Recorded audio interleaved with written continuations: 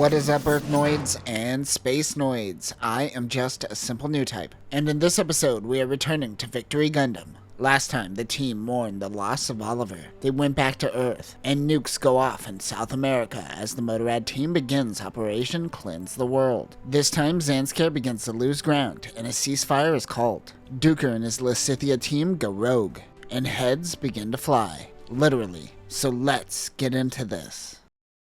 The Motorrad crew continues its rampage through South America. Oh hey, what a nice mission. I am sure they do a lot of good for the community. How is Zanskar gonna handle this?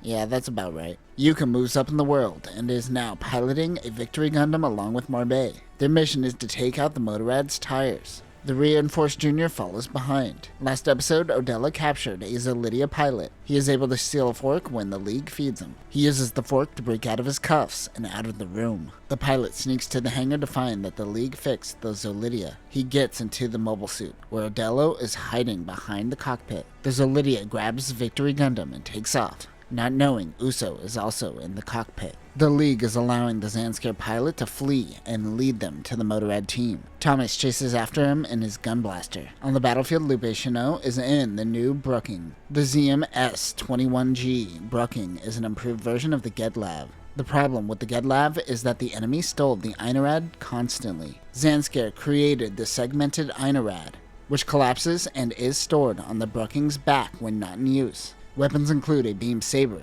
a beam rifle, a beam shield, and an optional 9-tube missile pod on the shoulders. The Zanskar pilot Gaz docks with the Adraia-class ship. When dropped, Hato yells out ouch and almost gives away their position. Bitch, you can't feel pain. Gaz thinks he should probably meet with the new team leader, Katagina. Outside, Marbei and the others are still trying to attack the Motorrad ships. Uso and Odello sneak out and pretend to be janitorial staff. At that same time, Uso tries to break his mother out. She tells Uso that Shakti is on this ship, and to save her, she will handle placing bombs as a distraction.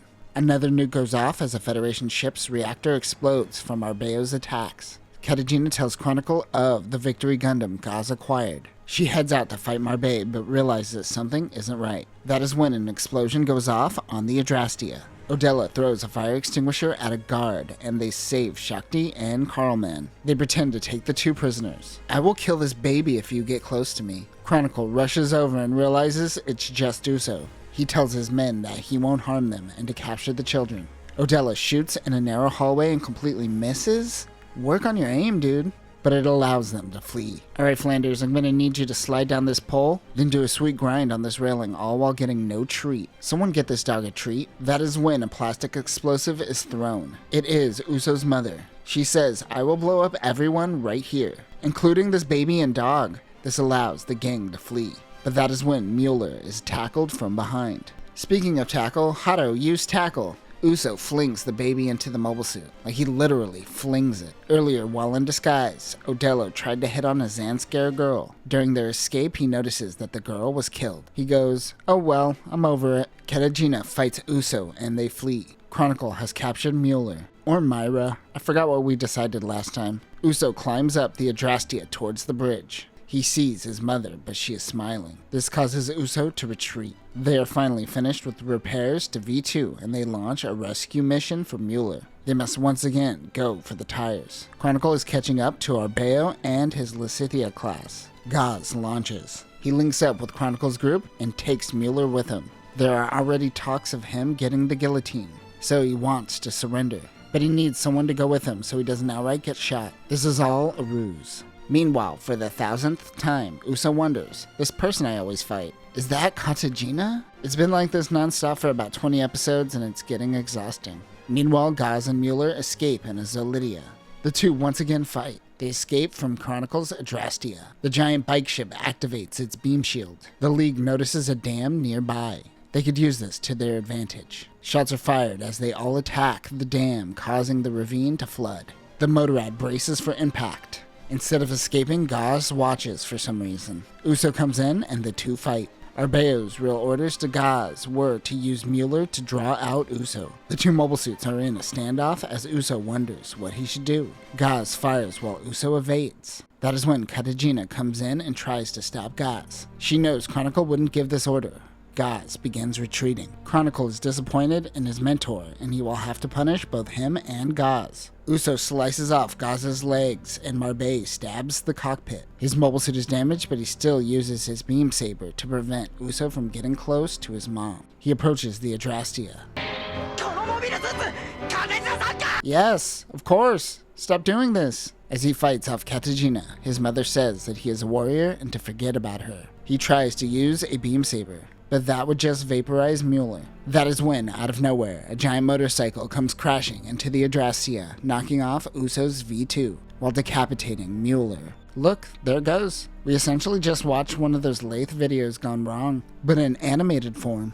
The bow of the Adraia is wrecked, but it is still functioning. Chronicle denounces Arbeo and his methods. Zanskar sends out an Earth-wide retreat back into space. Chronicle throws up the white flag. Yeah, I would probably pretend I didn't see that after watching my mom's head get ripped off. Look, there it goes again. The Adraia retreats. Uso gives Marbei his mother's head. That's fucked all around. Also, how long did it take for you to scout out the area and find the head? Why not the body? Is there anything left of the body? It seems like a lot of time wasted on the front, just to get sad. Like, what is your mom's head gonna do, man? Keeping it as a souvenir. Uso finds a barn thinking Vespa might be hiding. Since there is a ceasefire, the kids want to go to Casarelia where Uso could spread his mother's ashes. The ceasefire is indeed a way for Zanskar to buy time. Duker and his Lysithia crew has unfinished business. Brenda scouts and finds their team in her new Domutlia. The ZMS-27G Domutlia, or Domatoria, is the successor to the Tomliat. It has better overall performance and a large, flexible tail for stability. It also has pincers in the head that produces a shock bit. This utilizes a twin rad. Other weapons include a beam rotor, a 4-tube missile pod, a beam tomahawk, Vulcan guns, and a beam rifle. The gang goes fishing using the White Ark. Martina and those who grew up in space don't like the smell of the sea. Duker's team begins a preemptive attack under the water. The gang luckily brought their mobile suits with them. Duker's team is using Zolidia's and Jabako's riding the Twin Rad. The Twin Rad, much like the Anorad, is a sublight system wheel, but this time with double the wheel along with long-range beam cannons and a 2-pod missile launcher. The ZM-S20S Jabako is a close-range mobile suit inspired by the Goof. Like the Goofs, this too has an updated and enhanced heat rod. It has hardpoints and can equip a long-range rifle under certain circumstances, like seen in Crossbone Ghost. Other weapons include a beam shield, a beam saber, and a beam rifle. The Twin Rad moves with ease over the water. Odello and Tomas protect the White Ark, while Marbei fights Duker and his Jabako. The White Ark is slightly hit. They fire their megaparticle cannons to float the ship towards an island. The kids get a lesson in how to water cool things. It's all fun and games until Shakti almost explodes. She is bleeding. The island that they land on has bones of dead whales. The nukes and all the fighting in South America is destroying the ecosystems. Uso destroys the Twin Rad, setting off a fusion reactor.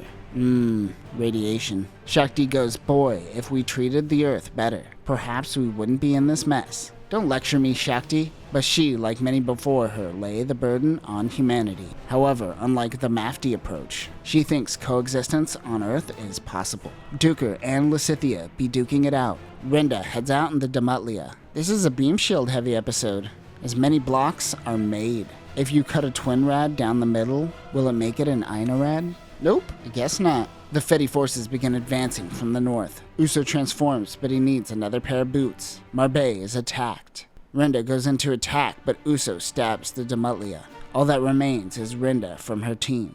The enemy retreats. The kids were saved by some League loyalists in the area. They are able to have a moment to breathe. Alicia and Martina are starting to get used to the smell of Earth. For Warren Trace, this means he has a chance. Uso wonders to himself if he will always want to seek revenge for his mother. Duker's team is getting repairs. Renda is sketching a cabin. Duker wonders what it is. She says it is a cabin she wants to build after the invasion. Duker asks if there is room for him. Oh, he's going to die. He gives her a necklace that once belonged to his mother. Oh, hey, they're both going to die. Uso could sense that Marbei isn't feeling well. She goes back to the White Ark to rest while the team searches for Duker. Martina happens to be with Odello. While scouting, they spot a twin rad. It is Renda. The two engage in battle. Renda's Domutlia hits a tanker that happens to have gas. Odello and Martina hide out while he tries to make moves on her. Tomas and Uso fight the Domutlia and twin rads. Marbei launches again. They move towards the White Ark, which begins firing missiles. The Lysithea rises from the water and bombards the kids and White Ark. Lysithea traps the White Ark in a spider net. Once the net stops emitting electricity, they must replace their ship's memory chips. Splish splash, everyone decides to take a bath. Uso is holding off a wave with his beam shield. Tomas goes in to help. Renda grapples with Uso. Meanwhile, Odello and the gun blaster is pushing a tanker towards the battle as a distraction. He makes it to the battlefield. Uso dodges Renda's beam blast. He uses the wings of light on his back to slice through Renda's right arm and leg. She lands on top of the bridge. Odello drops off Martina on the White Ark. Earlier, he too gave Martina a necklace and told her to hold on to it. Kisu. He rushes in and is actually able to stop the Lysithea by destroying the bridge, taking out Duker and Renda. The power of boners! They draw a white flag. A motorcycle flees from the ship. It is the ghosts of Duker and Renda. They're going to build that cabin they always wanted to build. Ooh, ghost cabin. And that will do it for this episode. What an episode. This is where Chronicle loses me. He has some sense of honor, but also runs down half of South America setting off nukes left and right. I'm not buying it. Also, treaties don't mean shit to Duker, but he is a man of love. Well, love and motorcycles. Next time, more of the Zanskar Empire ignores the ceasefire and attacks Casarelia. We see the return of a character who was last seen being shown shot out of a cannon, and Uso finally meets his father. But that will do it for now, new types. Remember, sometimes all you need is love, a motorcycle, and a cabin. Peace.